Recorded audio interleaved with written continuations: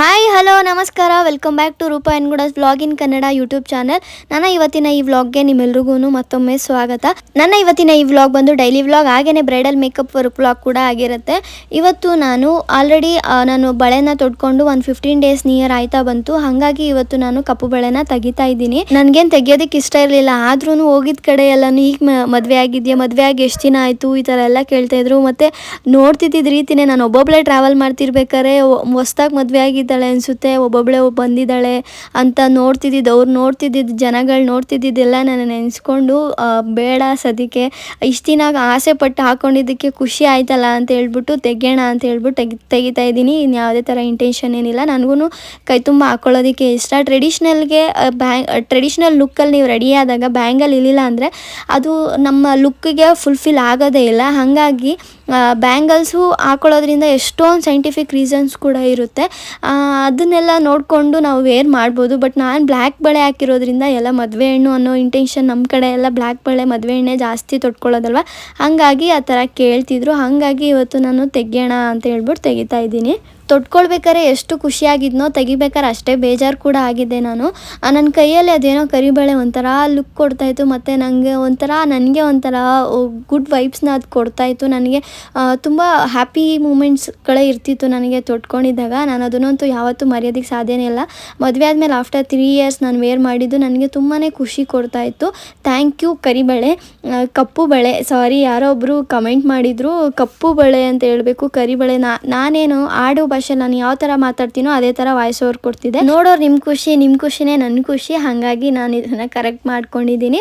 ಮತ್ತು ಎರಡೆರಡು ಆ ಕೈಗೆ ಎರಡು, ಈ ಕೈಗೆ ಎರಡು ಕರಿಬಳೆನ ನಾನು ಉಳಿಸ್ಕೊಂಡು ಇನ್ನು ಮಿಕ್ಕಿದೆಲ್ಲನೂ ಕೂಡ ಎತ್ತಿಟ್ಕೊಂಡೆ. ಹಾಗೆ ಇವತ್ತು ನಾನು ಏರ್ ಎಲಾಸ್ಟಿಸಿಟಿ ಟೆಸ್ಟ್ನ ಮಾಡ್ತಾಯಿದ್ದೀನಿ. ನನ್ನ ಕೂದಲು ಸ್ಟ್ರಾಂಗ್ ಇದೆಯಾ ಅಥವಾ ಏನಾದ್ರು ಪ್ರಾಬ್ಲಮ್ ಇದೆಯಾ ಎಲ್ಲ ಕೂಡ ಚೆಕ್ ಮಾಡೋದಕ್ಕೆ ಅಂತ. ಅದನ್ನು ಹೇಗೆ ಮಾಡೋದು ಅಂತ ನಿಮಗೆ ತೋರಿಸ್ತಾ ಇದ್ದೀನಿ. ಯಾವುದಾದ್ರೂ ಒಂದು ಉದುರಿರೋ ಕೂದಲುನ ನೀವು ಕಿತ್ಕೊಂಡೆಲ್ಲ ಟೆಸ್ಟ್ ಮಾಡೋ ಅವಶ್ಯಕತೆ ಇಲ್ಲ. ಕೂದಲು ಉದುರುತ್ತಲ್ಲ ಹಿಂಗೆ ಎಳೆದಾಗ ಒಂದು ಕೂದಲನ್ನ ತೊಗೊಂಡು ಅದನ್ನು ನೀವು ನಾರ್ಮಲಾಗಿ ಒಂದು ಕೂದಲನ್ನ ನೀವು ಸ್ಟ್ರೆಚ್ ಮಾಡಿದ್ರಿ ಅಂತ ಅಂದರೆ ಅದು ಡ್ಯಾಮೇಜ್ ಆಗಿದ್ದರೆ ಅಥವಾ ನಿಮ್ಮ ಕೂದಲಲ್ಲಿ ಜಾಸ್ತಿ ಸ್ಪ್ಲಿಟ್ ಎಂಡ್ಸ್ ಏನಾದರೂ ಆಗಿದ್ದರೆ, ಕೂದಲು ಟೆಕ್ಸ್ಚರ್ ಏನಾದರೂ ಡ್ಯಾಮೇಜ್ ಆಗಿದ್ದರೆ ಕೂಡ ಅದು ನೀವು ನಾರ್ಮಲಾಗಿ ಎಳೆದಾಗ ಅದು ಬೇಗ ಬ್ರೇಕ್ ಆಗಿಬಿಡುತ್ತೆ. ಆ ಥರ ಆದರೆ ನಿಮ್ಮ ಕೂದಲು ಸ್ಟ್ರೆಂತ್ ಇಲ್ಲ ಮತ್ತು ಡ್ಯಾಮೇಜ್ ಆಗಿದೆ, ಸ್ಪ್ಲಿಟ್ ಎಂಡ್ಸ್ ಆಗಿದೆ ಅಂತ ಅರ್ಥ. ನೀವು ಅದನ್ನು ಅರ್ಥ ಮಾಡ್ಕೊಳ್ಬೇಕು. ನೋಡಿ, ನನ್ನ ಕೂದಲು ಕೂಡ ಮಧ್ಯಕ್ಕೆ ಅದು ಬ್ರೇಕ್ ಆಯಿತು. ನನ್ನ ಕೂದಲು ಕೂಡ ತುಂಬಾ ಸ್ಪ್ಲಿಟ್ ಎಂಡ್ಸ್, ಈ ಮೇಕೋವರ್ಗೆ ಹೋದಾಗೆಲ್ಲ ಗಾಡೀಲಿ ಹೋಗ್ಬೇಕಾದ್ರೆ ಫುಲ್ಲು ಸ್ಪ್ಲಿಟ್ ಎಂಡ್ಸ್ ಆಗಿಬಿಟ್ಟಿದೆ. ಹಾಗಾಗಿ ಇದಕ್ಕೊಂದು ಸೊಲ್ಯೂಷನ್ ಹುಡುಕ್ಲೇಬೇಕು ಅಂತ ನಾನು ಸರ್ಚ್ ಮಾಡ್ತಿರ್ಬೇಕಾದ್ರೆ ನನಗೆ ಸಿಕ್ಕಿದ್ದು ಮಮಾ ಅರ್ತ್ ಅವರ hibiscus damage repair air oil with hibiscus and curry leaves ಇರುತ್ತೆ. ಇದು ಮೇಡ್ ಸೇಫ್ ಮತ್ತು ಡರ್ಮಟಾಲಜಿಕಲಿ ಟೆಸ್ಟೆಡ್ ಆಗಿರುತ್ತೆ ಮತ್ತು ಎಲ್ಲ ಟೈಪಿನ ಹೇರ್ಗೂ ಕೂಡ ಇದನ್ನು ಯೂಸ್ ಮಾಡ್ಬೋದು. ಈ ಬಾಟಲ್ 150 ml ಬರುತ್ತೆ. ಇದನ್ನು ಬಿಫೋರ್ ಯೂಸ್ ಮಾಡೋಕ್ಕೂ ಮುಂಚೆ ಶೇಕ್ ವೆಲ್ ಮಾಡಿ ಆಮೇಲೆ ಇದನ್ನು ನಾವು ಕೈಯಲ್ಲಿ ಹಂಗೇ ಕೂಡ ಅಪ್ಲೈ ಮಾಡ್ಕೋಬೋದು, ಪಾರ್ಟಿಷನ್ ಮಾಡ್ಕೊಂಡು. ಇಲ್ಲಾಂದರೆ ಇದಕ್ಕೆ ಕೂಮ್ ಕೂಡ ಅಪ್ಲಿಕೇಟರ್ನ ಕೂಡ ಕೊಟ್ಟಿರ್ತಾರೆ, ಅದನ್ನು ನೀವು ರಿಮೂವ್ ಮಾಡಿಕೊಂಡು ಅದನ್ನು ಕೂಡ ಫಿಕ್ಸ್ ಮಾಡಿಕೊಂಡು ನೀವು ನಿಮ್ಮ ಕೂದಲಿನ ಬುಡಕ್ಕೆ ಇದನ್ನು ಈಸಿಯಾಗಿ ಅಪ್ಲೈ ಮಾಡೋದಕ್ಕೂ ಕೂಡ ಹೆಲ್ಪ್ ಆಗುತ್ತೆ. ಹಾಗಾಗಿ ಇದನ್ನು ಯೂಸ್ ಮಾಡಿಕೊಂಡು ನಾನಿವಾಗ ಅಪ್ಲೈನ ಮಾಡ್ತಾಯಿದ್ದೀನಿ. ಇದು ಒಂದೊಂದು ಕೂದಲಿನ ಬುಡಕ್ಕೂ ಕೂಡ ಈಸಿಯಾಗಿ ಸಪ್ಲೈ ಆಗುತ್ತೆ. ಆಯಿಲ್ ನಾವು ಅಪ್ಲೈ ಮಾಡಬೇಕಾದ್ರೆ ನೀವು ಇಲ್ಲಿ ನೋಡ್ಬೋದು. ಮತ್ತು ಇದು ನಾನ್ ಸ್ಟಿಕ್ಕಿ ಇರುತ್ತೆ, ಸ್ಟಿಕ್ಕಿ ಎಲ್ಲ ಇರಲ್ಲ. ತುಂಬಾ ಚೆನ್ನಾಗಿದೆ ಆಯಿಲ್ ಕೂಡ. ಕೂದಲನ್ನ ಪಾರ್ಟಿಷನ್ ಮಾಡಿಕೊಂಡು ಕೂಮ್ ಅಪ್ಲಿಕೇಟರ್ ಸಹಾಯದಿಂದ ಸ್ಕ್ಯಾಲ್ಪಿಗೆಲ್ಲ ಆಯಿಲ್ನ ಅಪ್ಲೈ ಮಾಡಿ ಆದಮೇಲೆ ಒಂದು 5 ನಿಮಿಷ ಚೆನ್ನಾಗಿ ಮಸಾಜ್ನ ಕೊಟ್ಟು ಡೈರೆಕ್ಟಾಗಿ ರೂಟ್ಗೆ ಆಯಿಲೆಲ್ಲ ಸಪ್ಲೈ ಆಗಿ ಬ್ಲಡ್ ಸರ್ಕ್ಯುಲೇಷನ್ ಕೂಡ ಚೆನ್ನಾಗಾಗುತ್ತೆ. ಇದನ್ನು ಓವರ್ ನೈಟ್ ಬಿಡಬೇಕು ಆಯಿಲ್ನ ಅಪ್ಲೈ ಮಾಡಿ. ಇಲ್ಲ ಅಂತ ಅಂದರೆ ನೀವು ಸ್ನಾನ ಮಾಡೋಕ್ಕೂ ಫ್ಯೂ ಅವರ್ಸ್ ಮುಂಚೆ ಇದನ್ನು ಅಪ್ಲೈ ಮಾಡಿಕೊಂಡು ಆಮೇಲೆ ನೀವು ಸ್ನಾನನ ಮಾಡ್ಬೋದು. ಇವ್ರದ್ದೇನೆ ಮಾಮಾ ಅರ್ತ್ ಅವರ hibiscus damage repair air shampoo ಕೂಡ ಇದೆ, ಅದನ್ನು ಯೂಸ್ ಮಾಡ್ಕೊಳ್ಳಿ. ಆ್ಯಂಡ್ ದೆನ್ ಬೆಸ್ಟ್ ರಿಸಲ್ಟ್ಗೆ ಇದನ್ನು 3 ಟೈಮ್ಸ್ ವೀಕಿಗೆ 3 ಸರಿ ಇದನ್ನು ಯೂಸ್ ಮಾಡಿದ್ರೆ ನಿಮಗೆ ಬೆಸ್ಟ್ ರಿಸಲ್ಟ್ ಸಿಗುತ್ತೆ. ನಾನು ಶಾಂಪು ಎಲ್ಲ ಆದಮೇಲೆ ಇವಾಗ ನಾನು ಏರ್ ವಾಶ್ನ ಮಾಡೋದಕ್ಕೆ ನಾನು ಮಾಮಾ ಅರ್ತ್ ಅವರ ಐಬಿಸ್ಕಸ್ ಡ್ಯಾಮೇಜ್ ರಿಪೇರ್ ಶಾಂಪೂನ ನಾನು ಯೂಸ್ ಮಾಡಿಕೊಂಡು ಏರ್ನ ವಾಶ್ ಮಾಡ್ಕೊಂಡಿದ್ದೀನಿ. ಆಯಿಲೆಲ್ಲ ಅಪ್ಲೈ ಮಾಡಿ ಓವರ್ ನೈಟ್ ಬಿಟ್ಟು ಮಾರ್ನಿಂಗ್ ವಾಶ್ ಮಾಡ್ಕೊಂಡಿದ್ದೀನಿ. ಅದಾದಮೇಲೆ ನಾನು ಇವಾಗ ತೋರಿಸ್ತಾ ಇರೋದು ಮಾಮಾ ಅರ್ತ್ ಅವರ hibiscus damage repair conditioner. Shampoo ಮಾಡೋದು ಎಲ್ರಿಗೂ ಗೊತ್ತಿರುತ್ತೆ, ನಾನು ಇವಾಗ ಕಂಡೀಷ್ನರ್ ಮಾಡೋದನ್ನು ತೋರಿಸ್ತಾ ಇದ್ದೀನಿ. ನಮ್ಮ ಕೂದಲಿಗೆ ಎಷ್ಟು ರಿಕ್ವೈರ್ಮೆಂಟ್ ಬೇಕಾಗುತ್ತೋ ಅಷ್ಟು ಕಂಡೀಷ್ನರ್ನ ಕೈಯಲ್ಲಿ ಎತ್ಕೊಂಡು ನಾವು ಕೂದಲು ಮಧ್ಯದಿಂದ ತೊಗೊಂಡು ಕಂಡೀಷ್ನರ್ನ ಈ ಥರ ಅಪ್ಲೈ ಮಾಡ್ಕೋಬೇಕು. ಬುಡಕ್ಕೆಲ್ಲ ಅಪ್ಲೈ ಮಾಡಬಾರ್ದು, ಮತ್ತು ಶಾಂಪೂ ಥರ ಎಲ್ಲ ಉಜ್ಜಿ ಎಲ್ಲ ನಾವು ಅಪ್ಲೈ ಮಾಡೋದಕ್ಕೆ ಹೋಗಬಾರ್ದು. ಸಾಫ್ಟಾಗೆ ಕೂದಲು ಮೇಲ್ಗಡೆ ಮಾತ್ರ ಇದನ್ನು ಅಪ್ಲೈ ಮಾಡಿದ್ರೆ ಸಾಫ್ಟ್ ಆಗುತ್ತೆ. ಕಂಡೀಷ್ನರ್ ಶೈನಿಂಗ್ ಕೂಡ ಕೊಡುತ್ತೆ ಕೂದಲುಗೆ.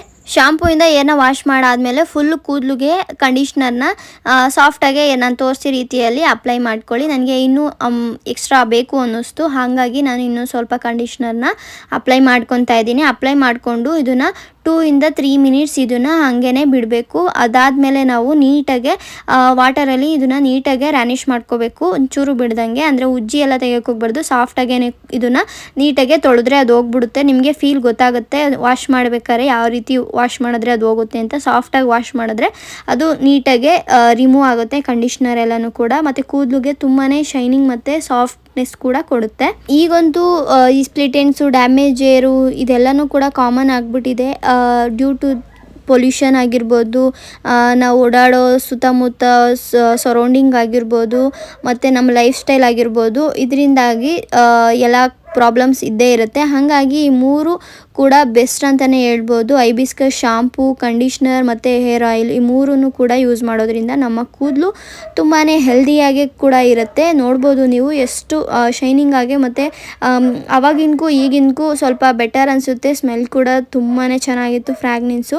ಆ್ಯಂಡ್ ಇವಾಗ ಅಷ್ಟು ನಾನು ತುಂಬ ದಿನದಿಂದ ಯೂಸ್ ಮಾಡ್ತಾಯಿದ್ದೀನಿ. ಯೂಸ್ ಮಾಡಿ ಆದಮೇಲೆ ನೀವು ನೋಡ್ಬೋದು ನನ್ನ ಕೂದಲು ಸ್ವಲ್ಪ ಸ್ಟ್ರೆಂತ್ ಕೂಡ ಆಗಿದೆ. ನನಗಂತೂ ತುಂಬಾ ಖುಷಿ ಆಗ್ತಾಯಿದೆ ಇದನ್ನು ಯೂಸ್ ಮಾಡ್ತಿರೋದ್ರಿಂದ. ಯಾಕಂದರೆ ಇದರಿಂದ ನನ್ನ ಕೂದಲು ನರಿಷ್ಡ್ ಮತ್ತು ಸ್ಟ್ರಾಂಗ್ ಹೇರ್ ಆಗಿರೋ ಕಾರಣಕ್ಕೆ.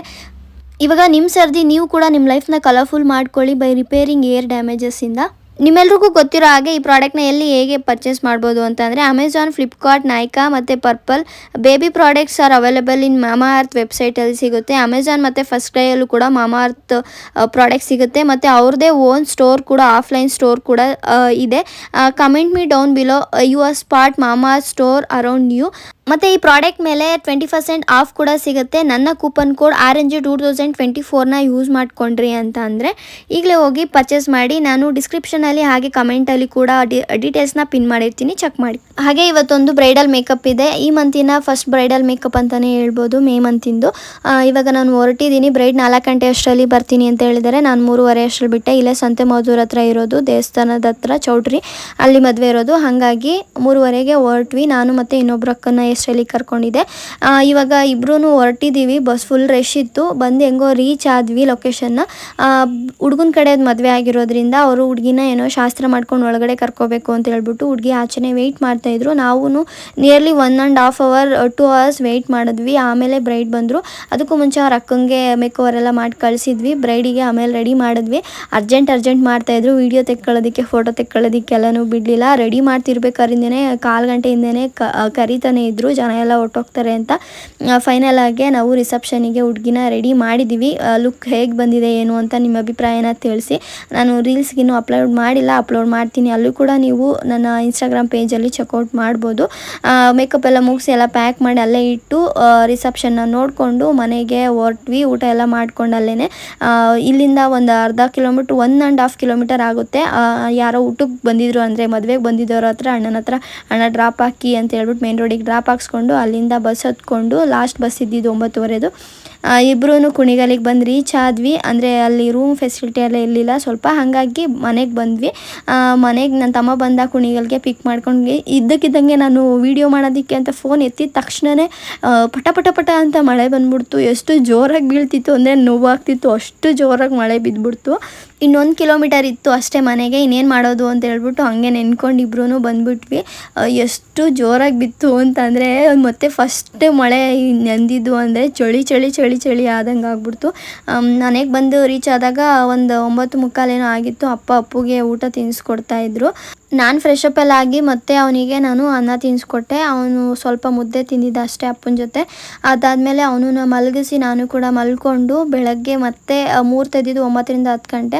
ಹಾಗಾಗಿ ಒಂದು 5 ಗಂಟೆ 5:15 ಎದ್ದು ನಾನು ರೆಡಿಯಾಗಿ ಇವಾಗ ನಾನು ಹೊರಡ್ತಾ ಇದ್ದೀನಿ. ಒಂದು 5:30 5:40 ಆಗಿತ್ತು ನಾನು ಮನೆ ಬಿಟ್ಟಾಗ. ಇವಾಗ ಬಸ್ಸೆಲ್ಲ ಇರಲ್ಲ, ಇಲ್ಲೇ ಸಂತೆ ಮಾತುರಲ್ವಾ ಅಂತ ಹೇಳ್ಬಿಟ್ಟು ಅಪ್ಪಂದು ಬೈಕ್ನ ತೊಗೊಂಡು ಇವಾಗ ನಾನು ಹೊರಡ್ತಾ ಇದ್ದೀನಿ. ಇಲ್ಲಿಂದ ಹೊರಟು ಕುಣಿಗಲ್ಲಲ್ಲಿ ಹಾಕಿದ್ದಾರೆ. ಅವ್ರನ್ನ ಪಿಕ್ ಮಾಡಿ ಹೇರ್ ಸ್ಟೈಲಿಗೆ ಕರ್ಕೊಂಡು ಹೋಗ್ತಿದ್ದೀನಲ್ಲ ಅವ್ರನ್ನ ಕರ್ಕೊಂಡು ಇವಾಗ ನಾವಿಬ್ಬರು ಲೊಕೇಶನ್ನ ರೀಚ್ ಆಗಬೇಕು. ಒಂದು 6 ಗಂಟೆ ಅಷ್ಟರಲ್ಲೆಲ್ಲ ರೀಚ್ ಆದರೆ ಒಂದು 8 ಗಂಟೆ ಅಷ್ಟರಲ್ಲೆಲ್ಲ ಬ್ರೈಡ್ನ ರೆಡಿ ಮಾಡ್ಬೋದು ಅಂತ ಹೇಳ್ಬಿಟ್ಟು ಇಬ್ಬರು ಹೊರಟು ಹೋಗಿ ರೀಚ್ ಆದ್ವಿ. ಹೋಗಿ ಬ್ರೈಡ್ನ ಫಸ್ಟು ತೊಗೊಂಡು ಬ್ರೈಡಿಗೆ ಮೇಕವರ್ ಎಲ್ಲ ಮುಗಿಸ್ದ್ವಿ.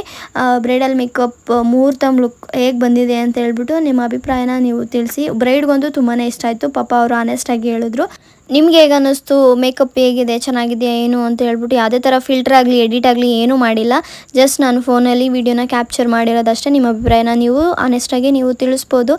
ಹಾಗೆ ನಿಮಗೂ ಯಾರಿಗಾದ್ರೂ ಮೇಕೋವರ್ ಬೇಕು ಅಂತ ಅಂದರೆ ಬ್ರೈಡಲ್ ಆಗಿರ್ಬೋದು, ಬ್ರೈಡಲ್ ಆಗಿರ್ಬೋದು, ನಾನು ಇಲ್ಲಿ ಡಿಸ್ಪ್ಲೇ ಮಾಡ್ತಿರೋ ನಂಬರ್ಗೆ ನೀವು ಕಾಲ್ ಆರ್ ವಾಟ್ಸಪ್ ಮಾಡ್ಬೋದು, ಡೀಟೇಲ್ಸ್ನ ತಿಳ್ಕೊಳ್ಬೋದು. ಅಥವಾ ನನ್ನ glow up by Roopa N Gowda ಅನ್ನೋ ಮೇಕಪ್ ಪೇಜ್, ಇನ್ಸ್ಟಾಗ್ರಾಮ್ ಪೇಜ್, ಅಲ್ಲಿ ಕೂಡ ನೀವು DMಸ್ನ ಮಾಡಿ ನೀವು ಡೈಲಿ ಅಪ್ಡೇಟ್ನೂ ಕೂಡ ಅಲ್ಲಿ ನೀವು ತಿಳ್ಕೊಳ್ಬೋದು. ಬ್ರೈಡ್ನ ರೆಡಿ ಮಾಡಿ ಕಳಿಸೋದು ಕೊಟ್ಟಾದಮೇಲೆ ಅವ್ರ ಅಕ್ಕನ್ನ ನಾವಿವಾಗ ನಾನ್ ಬ್ರೈಡಲ್ ಲುಕ್ನ ನಾನಿವಾಗ ರೆಡಿ ಮಾಡ್ತಾ ಇದ್ದೀನಿ. ಇವರು ಸೆಕೆಂಡ್ ಟೈಮು ನನ್ನ ಹತ್ರ ಮೇಕಪ್ ಮಾಡಿಸ್ಕೊತಾ ಇರೋದು. ಇವ್ರ ಮಗನ ಬರ್ತ್ಡೇಗೆ ಈವೆಂಟ್ ಜೊತೆಗೆ ಮೇಕಪ್ ಎರಡೂ ಕೂಡ ಬುಕ್ ಮಾಡ್ಕೊಂಡಿದ್ರು. ಥ್ಯಾಂಕ್ ಯು ವರ ಅವರೇ, ಸೆಕೆಂಡ್ ಟೈಮು ನನ್ನ ಬುಕ್ ಮಾಡ್ಕೊಂಡಿದ್ದಕ್ಕೆ. ಇವ್ರ ಲುಕ್ಕು ಕೂಡ ಹೇಗೆ ಬಂತು ಏನು ಅಂತ ನಿಮ್ಮ ಅಭಿಪ್ರಾಯನ ನೀವು ತಿಳಿಸ್ಬೋದು. ಇವರಿಗೂ ರಾತ್ರಿನೂ ಕೂಡ ನಾವು ಮೇಕವರ್ನ ಮಾಡ್ಕೊಟ್ಟಿದ್ವಿ. ಅದು ವೀಡಿಯೋ ಕ್ಯಾಪ್ಚರ್ ಮಾಡೋದಕ್ಕಾಗಿರಲಿಲ್ಲ. ಅವರು ಪೂಜೆ ಅದು ಇದು ಅಂತ ಹೇಳ್ಬಿಟ್ಟು ಪಾಪ ಬ್ಯುಸಿಯಾಗಿ ಹೋಗಿದ್ರು. ಇವಾಗ ಮಾರ್ನಿಂಗ್ ಅವ್ರ ವೀಡಿಯೋನ ನಾನು ಕ್ಯಾಪ್ಚರ್ ಮಾಡ್ಕೊಂಡಿದ್ದೀನಿ. ಇವ್ರದ್ದು ಕೂಡ ಯಾವುದೇ ಥರ ಫಿಲ್ಟರ್ ಆಗಲಿ ಎಡಿಟ್ ಆಗಲಿ ಏನೂ ಇಲ್ಲ. ಆ ವಿಡಿಯೋ ಯಾವ ಥರ ವೀಡಿಯೋ ತೆಗೆದಿದ್ವಿ ಅದನ್ನೇ ವೀಡಿಯೋ ಅಪ್ಲೋಡ್ ಮಾಡಿದ್ದೀವಿ. ಇವಾಗ ಬ್ರೈಡ್ ನಾನ್ ಬ್ರೈಡಲ್ 2 ಮೇಕಪ್ನ ಮುಗಿಸ್ಕೊಂಡು ಇವಾಗ ನಾನು ಅಲ್ಲೇ ತಿಂಡಿನ ಮಾಡ್ಕೊಂಡ್ವಿ. ಇವತ್ತಿನ ವರ್ಕ್ನ ಮುಗಿಸ್ಕೊಂಡು ಇವಾಗ ಮನೆಗೆ ಹೊರಡೋ ಟೈಮ್, ಮನೆಗೆ ಹೊರಡ್ತಾ ಇದ್ದೀವಿ. ಇವಾಗ ಏನಪ್ಪ ಇದು ಚೌಟ್ರೆಲ್ಲ ಖಾಲಿ ಇದೆ ಅಂತ ಯೋಚನೆ ಮಾಡಬೇಡಿ. ರಿಸೆಪ್ಷನ್ ಮಾತ್ರ ಇಲ್ಲಿ ಮಾಡಿದ್ದು. ಮುಹೂರ್ತಮ್ನ ದೇವಸ್ಥಾನದ ಹತ್ರ ಅಲ್ಲೇ ಪಕ್ಕದಲ್ಲಿ ಅಲ್ಲಿತ್ತು, ಹಾಗಾಗಿ ಅಲ್ಲಿ ಖಾಲಿ ಕಾಣಿಸ್ತಾ ಇತ್ತು. ಗಾಡಿ ತೊಗೊಂಬಂದಿದ್ದು ಕೂಡ ಹೆಲ್ಪ್ ಆಯಿತು. ಇವತ್ತು ಆನ್ ಟೈಮ್ ಬಂದು ಕ್ಯಾರಿ ಮಾಡೋದಕ್ಕೆ ಬಸ್ ಕಾಯೋದು ಅದೆಲ್ಲ ರಿಸ್ಕ್ ತಪ್ಪಿತು ಅಂತ ಅನ್ನಿಸ್ತು. ನನಗೆ ಫಸ್ಟ್ ಟೈಮು ಇವತ್ತು ಗಾಡಿ ತೊಗೊಂಡು ಬಂದಿರೋದು. ನನಗೆ ಒಂಥರ ಏನು ಅಂದರೆ ಧೈರ್ಯ ಬಂತು, ಸ್ವಲ್ಪ ಒಬ್ಬಳೇ ಬೈಕ್ ತೊಗೊಂಡು ಹೋಗ್ಬೋದು ಅನ್ನೋ ಥರ. ಇಂಡಿಪೆಂಡೆಂಟಾಗಿ ತುಂಬ ದಿನ ಆಯಿತು ರೂಢಿಯಾಗಿ, ಬಟ್ ಬೈಕ್ ತೊಗೊಂಡು ಒಬ್ಬಳೇ ಹೋಗೋದು ಕೂಡ ಇವತ್ತು ರೂಢಿ ಆಯಿತು. ಮನೆಗೆ ಬಂದು ರೀಚ್ ಆಗಿ ಅಪ್ಪುಗೆ ನನ್ನ ತಮ್ಮ ತಿಂಡಿ ತಿನ್ನಿಸ್ಕೊಡ್ತಾಯಿದ್ದ. ಅವ್ನು ನಾನು ಬಂದಮೇಲೆ ಅಪ್ಪು ಸ್ವಲ್ಪ ಆಟ ಮಾಡ್ದೆ, ಹಾಗಾಗಿ ಆಮೇಲೆ ಸ್ವಲ್ಪ ಹೊತ್ತಾದ್ಮೇಲೆ ನಾನೇ ತಿನ್ನಿಸ್ಕೊಟ್ಟೆ. ಹಾಗೆಯೇ ಈವೆಂಟಿಗೆ ಸ್ವಲ್ಪ ಐಟಮ್ನ ಹೋಗಿ ಪರ್ಚೇಸ್ ಮಾಡಿದ್ವಿ. ಅವರು ಕೊರಿಯರ್ ಮಾಡ್ತೀವಿ ಅಂತ ಹೇಳಿದರು. ಹಾಗಾಗಿ ಅದನ್ನು ಇವತ್ತು ನಮಗೆ ಡೆಲಿವರ್ ಆಗಿತ್ತು. ಅದನ್ನೆಲ್ಲ ತೊಗೊಂಡ್ವಿ. ಸ್ವಲ್ಪ ಡ್ಯಾಮೇಜ್ ಅಂದರೆ ಅಲ್ಲೆಸ್ತಿ ಸ್ವಲ್ಪ ಮೇಲ್ಗಡೆದೆಲ್ಲ ಸ್ವಲ್ಪ ಪ್ರಾಬ್ಲಮ್ ಆಗಿತ್ತು. ಅದನ್ನೆಲ್ಲ ಸ್ವಲ್ಪ ಸರಿ ಮಾಡಿಕೊಂಡು ಅಪ್ಪು ನೀರು ಬಿಟ್ಟಿದ್ರು, ನೀರು ಹಿಡಿತೀನಿ ಅಂತ ನೀರು ಹಿಡಿತಾ ಇದ್ದ. ಅವನಂತೂ ನೀರು ಬಿಟ್ಟರಂತೂ ಫುಲ್ಲು ನೀರಲ್ಲೇ ಇರ್ತಾನೆ ಯಾವಾಗ್ಲೂ. ಹಾಗೆಯೇ ಇವತ್ತು ಒಂದು ಮೊಬೈಲ್ ಬರೋದಿತ್ತು, ಆ ಮೊಬೈಲ್ ಕೂಡ ಬಂದಿದೆ. ನನ್ನ ಮೊಬೈಲ್ ಒಂದು ಈವೆಂಟಿಗೆ, ಒಂದು ನನ್ನ ಪರ್ಸ್ನಲ್ ಯೂಸಿಗೆ ಅಂತ ಹೇಳ್ಬಿಟ್ಟು ನಾನು ಇಟ್ಕೊಂಡಿದ್ದೆ. ನನ್ನ ಮಗ ಏನು ಮಾಡ್ದೆ, ಅಂದರೆ ಐಫೋನಿಗೆ ಒಂದೇ ಸಿಮ್ ಹಾಕೋಕ್ಕಾಗೋದು, ಇನ್ನೊಂದು ಈ ಸಿಮ್ ಮಾಡಿಸ್ಕೊಳ್ಬೇಕು. ಹಾಗಾಗಿ ಇನ್ನೊಂದು ಸಪ್ರೇಟ್ ಫೋನ್ ಇದ್ದರೆ ಅದು ಈವೆಂಟಿಗೆ ನಂಬರಿಗೆ ಪಬ್ಲಿಕಲ್ಲೆಲ್ಲ ಕೊಟ್ಟಿರೋ ನಂಬರ್, ಇವಾಗ ನೀವು ಏನು ಕಾಲ್ ಆ್ಯಂಡ್ ಡೀಟೇಲ್ಸ್ ಎಲ್ಲ ತಿಳ್ಕೊತೀರ ಆ ನಂಬರ್ನ ನಾನು ಈ ಫೋನ್ಗೆ ಹಾಕಿ ಇಡ್ಬೋದು ಅಂತ ಹೇಳ್ಬಿಟ್ಟು ಆ ಫೋನು ನಾನು ಆಲ್ರೆಡಿ ಸುಮಾರು ಸರಿ ತೋರಿಸಿದ್ದೀನಿ. ಆಲ್ರೆಡಿ 3 ಸತಿ ಡಿಸ್ಪ್ಲೇ ಹೊಡೆದಾಕಿದ್ದಾನೆ ನನ್ನ ಮಗ. ನೆಟ್ವರ್ಕ್ ಬಂದಿಲ್ಲ ಅಂದರೆ ಕೆಚ್ಬಿಡ್ತಾನೆ. ನಾವು ನೋಡ್ಕೊಂಡಿರಲ್ಲ, ಅವಾಗ ಯಾವಾಗಲೂ ನೋಡಿದಾಗ ಅದು ಡಿಸ್ಪ್ಲೇ ಹೋಗ್ಬಿಟ್ಟಿರುತ್ತೆ. ಹಾಗಾಗಿ ಸಿಂಪಲ್ ಆಗಿರೋದು ಒಂದು ಹ್ಯಾಂಡ್ರೈಡೇ ಇರಲಿ ಅಂತ ಹೇಳ್ಬಿಟ್ಟು ನಾನು ಅಮೆಝಾನಲ್ಲಿ ಬುಕ್ ಮಾಡಿದ್ದೆ. ಒಂದು 3 ಡೇಸ್ ಆಗಿತ್ತು, ಇವತ್ತು ಬಂದಿದೆ. ಐಟೆಲ್ ಅಂತ ಹೇಳ್ಬಿಟ್ಟು. ಇದು 256 GB ಸ್ಟೋರೇಜ್ ಇದೆ ಮತ್ತು 12 GB ರ್ಯಾಮು. ವರ್ತ್ ಅಂತಲೇ ಅನ್ನಿಸ್ತು.